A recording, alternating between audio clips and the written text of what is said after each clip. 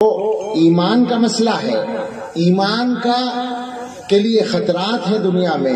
آپ سب سے گزارش ہے کہ ایک پہلو پر خاص طور سے بالکل پوری توجہ مرکوز کر دیجئے، اور وہ ہے اپنے گھر والے دیندار بنانے کی کوشش۔ سیدھی سادی بات ہے کہ آپ کے جتنے گھر والے ہیں، ہر گھر والا اپنے گھر کی ذمہ داری لے لے۔ بس آپ کے گھر میں جتنے لوگ ہیں، بیوی ہیں، بچے ہیں، والدین ہیں، جو کچھ بھی متعلقین ہیں، 2 ہیں، 5 ہیں، 4 ہیں، 8 ہیں، ان کے کھانے پینے کا انتظام کون کرتا ہے؟ آپ ہی کرتے ہیں۔ کپڑوں کا انتظام کون کرتا ہے؟ آپ ہی کرتے ہیں۔ دوا کا بیماری ہو جائے تو دوا کا انتظام آپ ہی کرتے ہیں۔ ساری ضروریات کے ذمہ دار آپ ہیں، تو ان کو جہنم سے بچانے کے لیے تبلیغ والے ذمہ دار ہیں۔ میں مذاق میں نہیں کہہ رہا ہوں، میں تکلیف کے ساتھ کہہ رہا ہوں۔ یہ بات کیا مطلب ہے اس کا؟ ہماری مرضی کے خلاف گھر میں کوئی کام ہو جائے تو ہم ناراض ہوتے ہیں، ہمارے کپڑے ہماری مرضی کے مطابق نہ دھلیں تو ہم ناراض ہوتے ہیں، ہمارے گھر میں کھانا ہماری منشا کے مطابق نہ بنے تو ہم ناراض ہوتے ہیں، لیکن اللہ کی نافرمانی گھر میں ہوتی رہے تو ہمیں کوئی غصہ نہیں آتا۔ بیوی کی وہ باتیں جو ہماری ذات کے متعلق ہیں، ان میں ہم بڑے نازک مزاج ہیں، اور وہ نماز کبھی نہ پڑھے ہمیں کوئی فرق نہیں پڑتا۔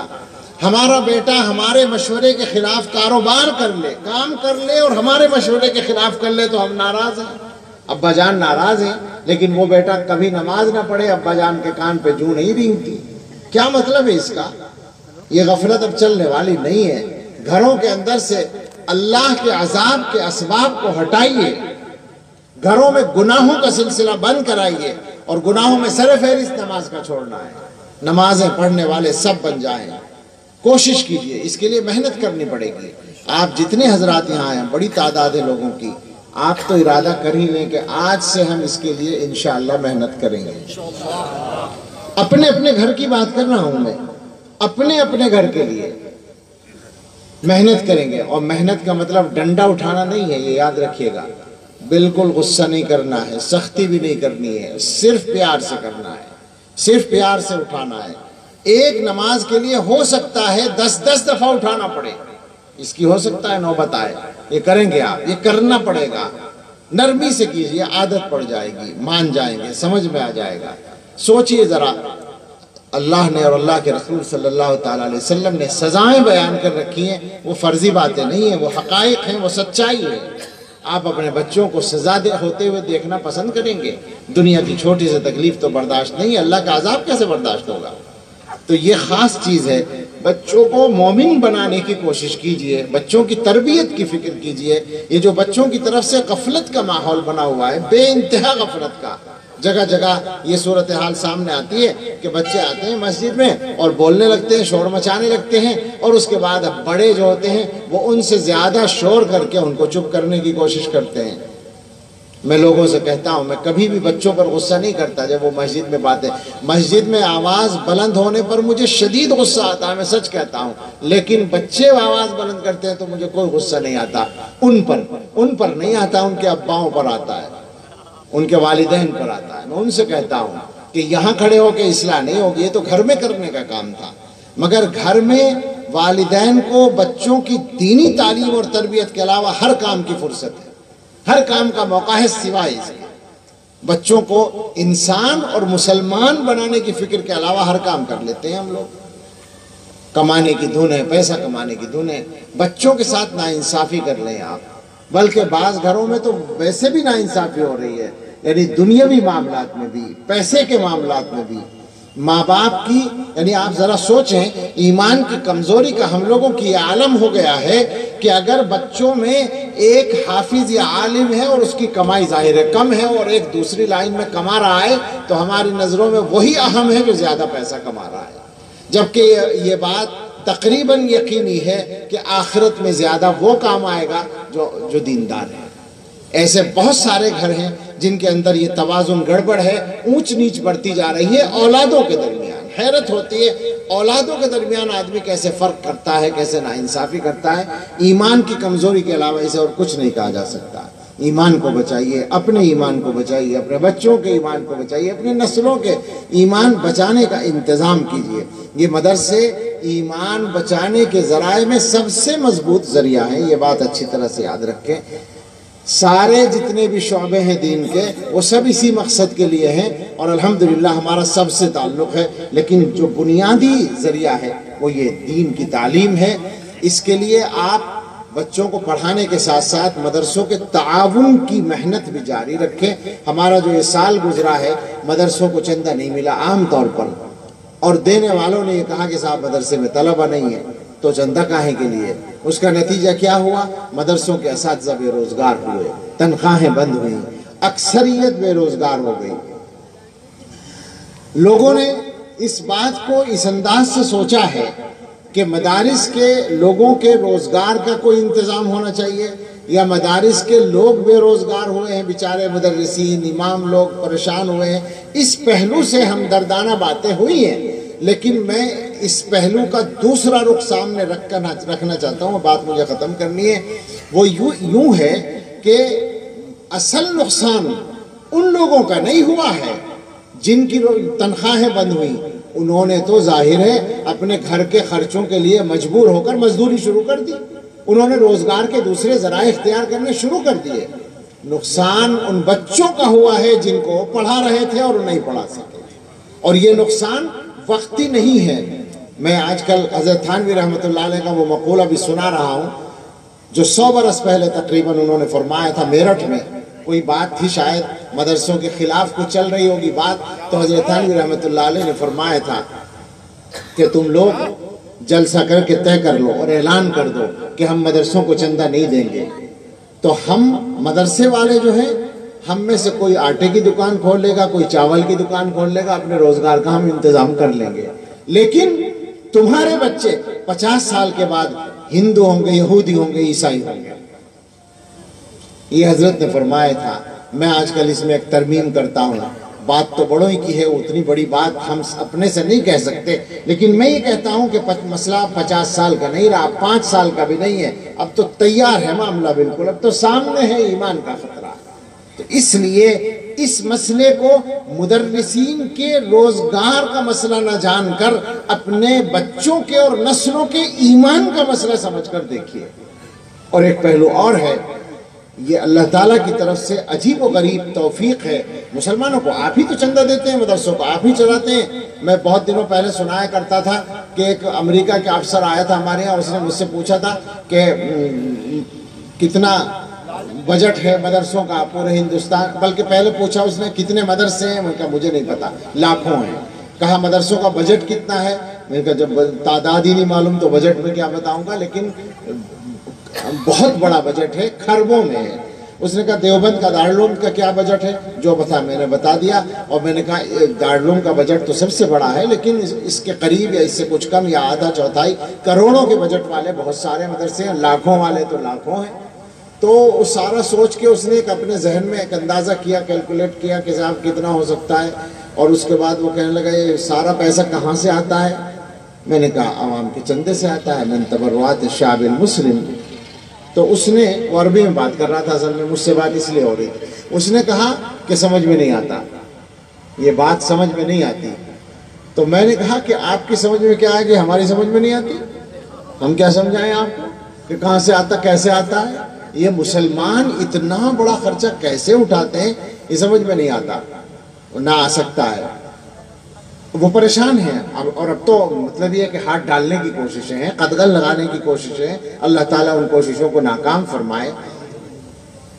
میں کچھ اور یہ کہہ رہا تھا کہ آپ ہی دیتے ہیں، اللہ تعالیٰ کی طرف سے آپ کے کاروبار کی برکت کا یہ انتظام ہے۔ میں مبالغہ نہیں کرتا، نہ میں چندہ کرنے بیٹھا ہوں، میں نے زندگی پر چندہ نہیں کیا، لیکن میں یہ بات آپ کے ذہن میں ڈالنا چاہتا ہوں کہ مدرسوں کا تعاون اگر آپ کرتے ہیں تو گویا اپنے کاروبار کو محفوظ بنانے کا انتظام کرتے ہیں۔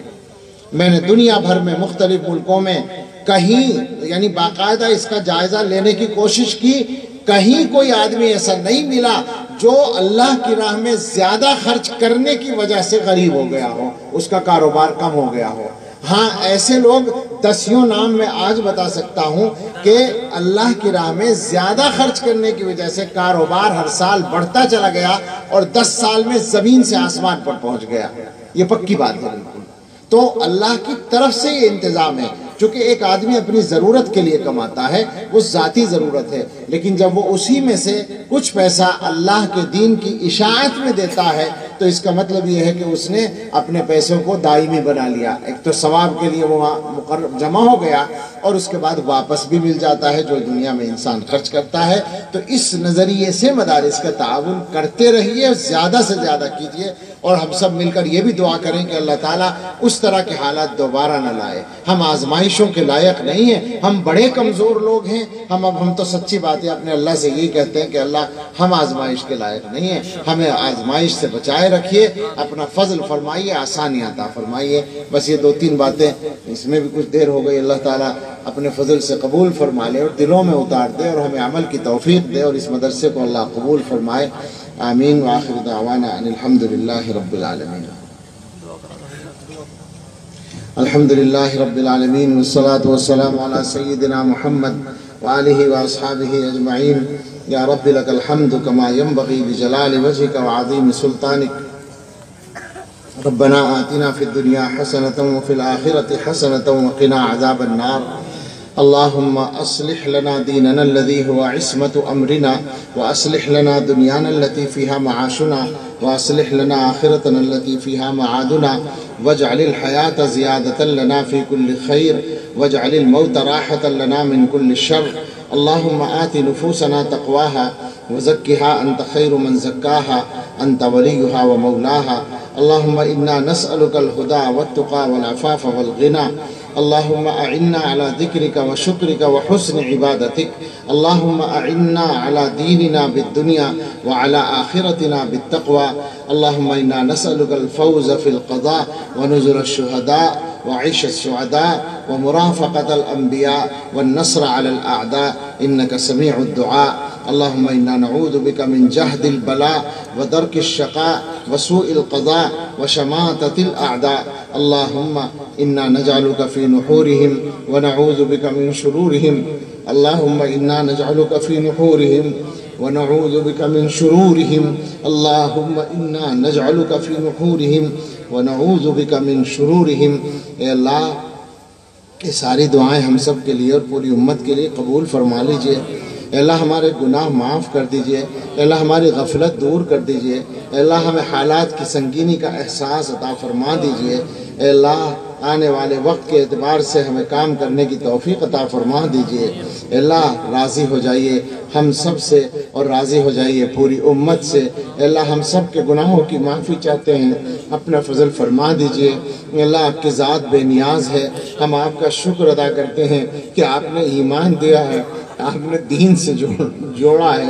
اے اللہ شکر ادا کرتے ہیں، آپ نے ہدایت دی ہے، آپ نے قرآن دیا ہے، آپ نے ایمان دیا ہے، آپ نے اہل و عیال دیے ہیں۔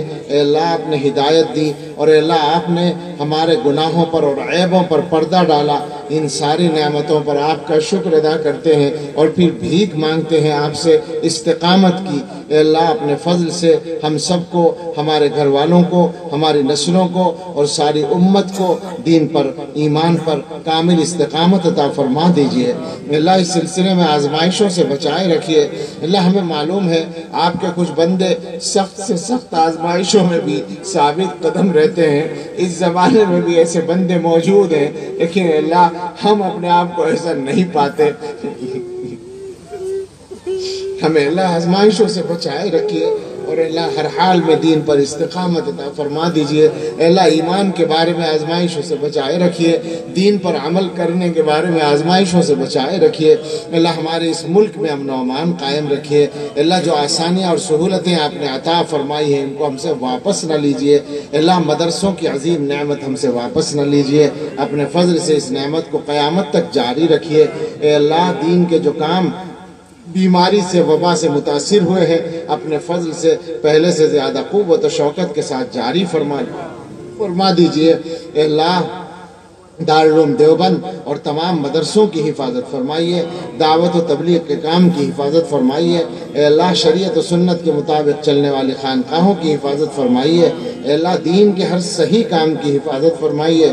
اے اللہ اس مدرسے کو قبول فرمائیے، ترقی عطا فرمائیے، اخلاص کے ساتھ کام کرنے کی توفیق عطا فرمائیے۔ اے اللہ مدرسوں کے اور دینی کاموں کے ہر فرد کو اخلاص عطا فرما دیجئے۔ اے اللہ اخلاص ہی وہ طاقت ہے جو اعمال میں جان پیدا کرے گا اور اعمال میں تاثیر عطا کرے گا۔ اے اللہ عطا فرما دیجئے ہم سب کو اخلاص نیت دے دیجئے، جسمانی اور روحانی بیماریوں سے شفا دے دیجئے، جو ہم میں بیمار ہیں رشتہ داروں میں، گھر والوں میں، متعلقین میں سب کو صحت کاملہ دے دیجئے، مقروضوں کے قرض ادا کرا دیجئے، بے گھروں کو گھر دے دیجئے، بے روزگاروں کو بابرکت حلال روزگار دے دیجئے، جو بے اولاد ہیں انہیں نیک سال اولاد دے دیجئے، اولادوں کے سلسلے میں جو پریشانیاں ہیں جس کے سامنے وہ دور فرما دیجئے، اور ہم سب کی اولادوں کے سلسلے میں اچھی تمنائیں پوری فرما دیجئے۔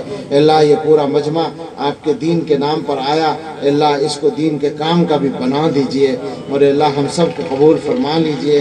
اللہ پورے مجمع میں ہر شخص کے سامنے کچھ ضرورتیں ہیں، آسانی سے پوری فرما دیجئے، دلوں میں کچھ تمنائیں ہیں، اللہ آپ تمناؤں سے واقف ہیں، اپنے فضل سے اچھی تمنائیں پوری فرما دیجئے اور بری تمناؤں سے ہمارے دلوں کو پاک کر دیجئے۔ اللہ عفو و عافیت عطا فرمائیے، انجام بہتر فرمائیے، کاموں کو آسان فرما دیجئے، اور ہم سب کے لیے اور پوری امت کے لیے آنے والے وقت کو گزرے وقت سے بہتر بنا دیجئے، اور سب سے بہتر ہم سب کے آخری وقت کو بنا دیجئے۔ اللہم صلی علی سیدنا محمد وعلی آل سیدنا محمد صلاۃ تنجینا بها من جمیع الاحوال والآفات وتقضی لنا بها جميع الحاجات وتطهرنا بها من جميع السیئات وترفعنا بها عندك اعلى الدرجات وتبلغنا بها اقصى الغایات من جميع الخيرات في الحياة وبعد الممات إنك على كل شيء قدير۔ سبحان ربك رب العزة عما يصفون وسلام على المرسلين والحمد لله رب العالمين۔